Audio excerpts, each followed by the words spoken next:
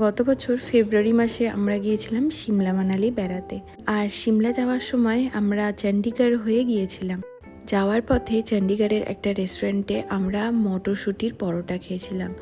এতটাই খেতে ভালো ছিল যে এখনও মুখে লেগে রয়েছে। আজ তো স্যাটারডে নাইট, তাই ভাবলাম এই মটরশুঁটির পরোটা বানানো যাক।